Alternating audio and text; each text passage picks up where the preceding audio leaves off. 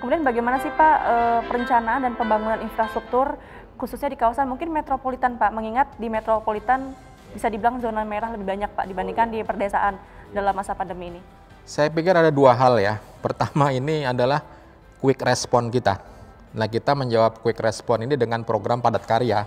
Padat karya ya. Nah, BPIW ini membantu teman-teman ABCP ini padat karya ini sebaiknya dilakukan di mana? Ini kan penontonnya banyak, boleh nggak Pak disebutkan ABC apa aja Pak? Ya, kalau kita bicara A kan air ya, jadi Dirjen Sumber Daya Air ya Pak ya. B Bina Marga, C Cipta Karya, P Perumahan. Kita biasa 4 sektor besar ya. Baik, terima kasih Pak Hadi. Monggo dilanjutin Pak. Ya, jadi kita intinya ke arah sana ke 4 sektor besar, tapi dua hal tadi, pertama quick response.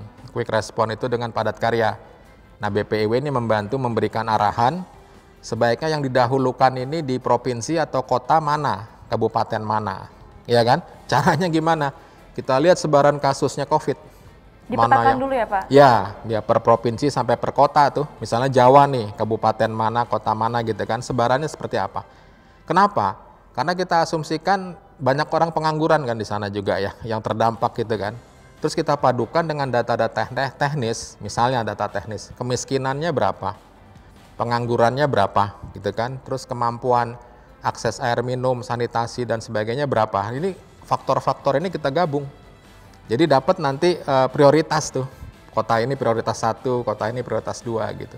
Nah, ini yang dilakukan BPIW, memberi masukan ini ke teman-teman yang di Ditjen tadi itu ya. Jadi memberikan usulan mana sih kota-kota yang harus diprioritaskan ya Pak ya? Prioritaskan, itu quick response. Kemudian yang kedua, kita jangan terlalu terlena dengan jangka pendek aja, tapi jangka panjangnya, jangka menengah gimana. Nah, kita sebut aja nih program recovery, program rebound. Nah, ini kebetulan juga ada arahan dari pimpinan kita, Pak Menteri, Pak Presiden, tolong fokuskan rebound itu diantaranya adalah di metropolitan. Jadi kita sedang menyiapkan di 10 metropolitan nih, termasuk Kedung Sepur, Gerbang Kertasusilo, Jabodetabek, Punjur. Begitu ini yang quick response ini selesai, kita masuk dengan yang jangka menengah, jangka panjang tadi, metropolitan. Hal lain selain ini adalah pembenahan destinasi pariwisata. Ya, dengan harapan begitu ini selesai COVID, daerah wisatanya udah siap, wisatawan bisa datang kan, gitu kan. Nah, kita sekarang sambil menyiapkan itu tuh. Yang untuk rebound itu diantaranya pariwisata tadi. Nah, itu menarik Pak, saya ingin bertanya tentang KSPN, tapi nanti kita simpan dulu Pak. Oke, siap. Sebelum itu. Nah, ini Saskia ada hal yang mumpung saya ingat Pak, saya takut lupa. Jadi saya ingin mengutip pesan dari Presiden Jokowi bahwa pandemi COVID ini harus jadi momentum pelajaran dan refleksi untuk merancang kebijakan perencanaan kota inklusif dan berkeadilan. Nah, itu bagaimana sih Pak perencanaan pengembangan kota baru publik inklusif? Ya. Jadi inklusif itu artinya semua diajak, ya. Termasuk ini nih adik-adik sahabat PUPR ya. Walaupun mungkin belum sesuai tupoksi, tapi siap-siap aja akan berperan di situ. Caranya gimana? Tadi yang saya bilang mulai dari perencanaannya. Kalau perencanaan inklusif itu semua diajak tuh. Semua Direktorat Jenderal BPW mengkoordinasikan, mensinergikan gitu. Jadi teman-teman adik-adik di sahabat PUPR bisa berperan misalnya nih di forum kita ya. Ada forum koordinasi yang namanya konsultasi regional. Itu kan kita ketemu tuh. Nah, adik-adik teman-teman di sahabat PUPR di tiap Direktorat Jenderal ketemu dengan kita. Dengan BPIW kita rapatkan nih.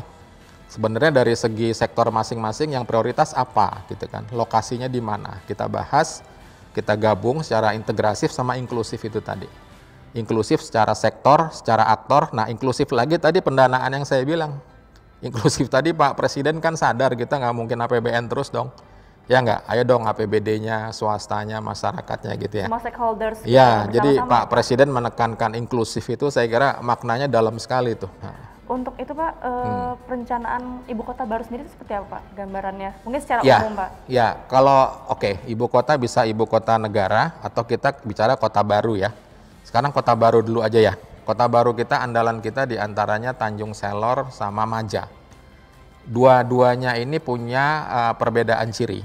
Kalau kita bicara Tanjung Selor, itu adalah lebih ke government basis. Jadi dia kota baru, sehingga peran pemerintah sangat besar di sini. Kita bahkan pernah 12 kementerian diundang sama Bappenas sama Menko untuk tanda tangan sama-sama nih, untuk mengeroyok pembangunan di kota baru yang namanya Tanjung Selor. Lebih ke government driven dia. Sementara Maja di daerah Lebak sini, di daerah Banten itu lebih kepada private driven karena ada berbagai developer yang sudah menguasai tanah di sana, tinggal kita jahit ya supaya dia tidak lari kemana-mana secara satu sistem kota gitu. Apa yang dibutuhkan infrastruktur? Misalnya dia udah punya lokasi di Maja itu, butuh akses jalan. Nah ini kita sedang merencanakan jalan ini dari Maja ini connect ke jalan tol yang lagi dibangun sekarang gitu kan. Perbaikan juga akses ke jalan-jalan yang ada sekarang gitu ya, itu akses. Kemudian air bakunya, mereka butuh air baku nih, jadi Kota Baru Maja, Kota Baru Tanjung Selor juga begitu. Tanjung Selor air bakunya gimana? Oh perlu bendungan, kita siapkan bendungan gitu kan. Maja ada sumber air di mana, sungai mana, PDAM masih mampu atau tidak gitu kan, kita hitung di situ. Jadi diidentifikasi dulu, baru dibangun sesuai dengan apa kebutuhan dari kota kebutuhannya itu tadi ya. Tapi emang ini takes time ya, butuh waktu ya, karena keterlibatan banyak pihak tadi. Jadi kita menjahit terus nih dari BPIW juga koordinasi, sinkronisasi, mudah-mudahan cepat lah ini bisa jalan ya. Wow, luar biasa sekali ya Pak.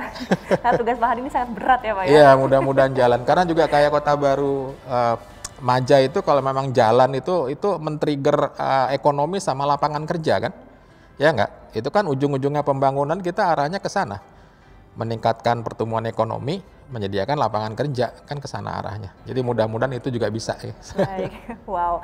Nah, tadi kan Pak Hadi telah menjelaskan nih Pak tentang ibu kota baru, tentang metropolitan dan juga perdesaan. Nah, bagaimana dengan kira-kira wilayah nanti akan menjadi pusat pertumbuhan baru Pak, dan juga wilayah perbatasan kita mungkin di timur, di Kalimantan dan sebagainya, monggo Pak. Ya ini menarik ya, kalau bicara perbatasan kita di PUPR sudah teman-teman menyelesaikan yang namanya pos lintas batas. 7 pos lintas batas ya? Ya, ada 7 PLBN, di Kalbar ada 3 ya, di NTT 3, di Papua 1, udah selesai. Tapi tugas kita belum selesai. Belum sampai di situ. Belum, karena apa? Karena kita tidak boleh hanya fokus di PLBN-nya aja. Bagaimana dengan masyarakat sekitar? Bagaimana dengan perekonomian kita dengan negara tetangga? Nah sekarang BPIW membantu menyiapkan perencanaan kawasan di sekitar PLBN. Jadi bukan PLBN sebagai titik gedung, tapi kawasan di sekitarnya. Mungkin untuk tempat tinggal, untuk betul, perdagangan, ya, ekonomi, sama banyak potensi katakanlah perkebunan, pertanian, ya, peternakan yang bisa dialokasikan di situ untuk ekspor oriented tuh. Nah ini menarik nih, karena Pak Presiden juga mengatakan bahwa kawasan perbatasan ini, ya, di luar PLBN harus bisa menghasilkan produk-produk untuk ekspor. Bahkan Pak Presiden sendiri pernah mengingatkan kayak yang di NTT itu ya, kalau di survei itu kebutuhan orang NTT itu bisa mengekspor ke tetangga kita di Timor Leste, dari data juga nih, dari survei juga. Ternyata Timor Leste itu mengharapkan ada ekspor furniture dari kita gitu. Mungkin kualitas kayunya bagus ya, desainnya juga bagus. Nah ini potensi. Sama peternakan tadi yang saya katakan ya, bisa ada sapi dan sebagainya gitu. Nah ini yang kita tata ini. Jadi ada satu kawasan ya untuk menumbuhkan ekonomi di situ, sama lapangan kerja dan ekspor oriented gitu. Jadi bukan hanya dari PLBN-nya tapi juga sekitarnya di dalamnya ya Pak ya, seperti pertumbuhan ekonominya, masyarakatnya. Betul, harus lengkap. Tentunya akan ada tantangan berbeda nih Pak antara mungkin perdesaan dengan perbatasan, atau mungkin perbatasan dengan kota metropolitan, itu seperti apa sih Pak? Ya, jadi tantangan pertama saya kira kita harus bisa mengedukasi juga teman-teman kita ya di masyarakat setempat gitu ya, untuk punya skill ya.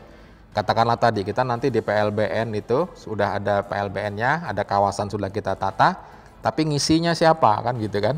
Nah kan ada skill kan, bahwa dia bisa menghasilkan produk ekspor tadi gitu ya. Mungkin di sini juga ada peran kementerian lain nih.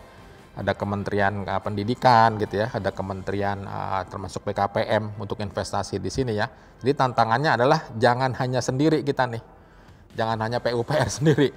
Kementerian lain ayo dong gitu kan. Tadi saya sebut itu termasuk ada Kemendesnya gitu kan. Ini harus turun semua nih. Kalau enggak nanti kita PU sendiri nih, PUPR sendiri. Begitu juga tadi yang kawasan kita diisi dong kan gitu kan. Nah kalau kita bicara ngisi, kita pernah punya contoh pembangunan anjungan cerdas tuh di Bali misalnya, di Bali sama Trenggalek. Ini bagus nih, kita cuma punya 4 hektar, 5 hektar, tapi bisa menghidupkan ekonomi.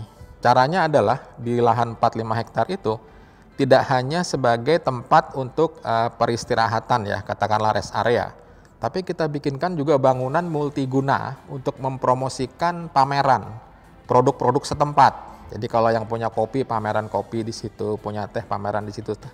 Termasuk segi budaya, siapkan juga amfiteater untuk pertunjukan kesenian dan sebagainya. Jadi artinya kita udah menyiapkan nih hal-hal kayak gini, tapi kementerian lain juga harus masuk, termasuk Pemda. Karena nanti pengelolaan juga Pemda ikut di situ, harus siap ini.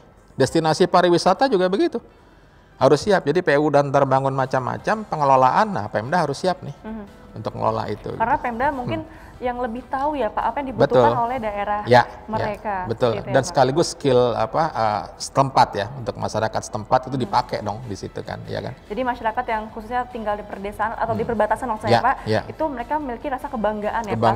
Saya masyarakat mengisi, Indonesia, saya diperhatikan, berperan saya bisa berperan ya Pak. Berperan ya. Tadi bisa ekspor apa nih, bisa dagang apa nih gitu kan, ya kan.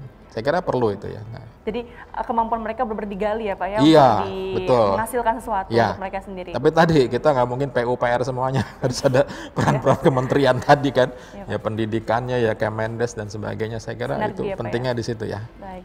Nah Pak, tadi kan Pak Hadi sempat menyebutkan bahwa tentang KSPN nih Pak. Ada KSPN super prioritas, ada Danau Toba, Borobudur, Mandalika, Labuan Bajo dan juga Likupang. Di mana-mana taman, bahkan kalau dirusakin marah besar.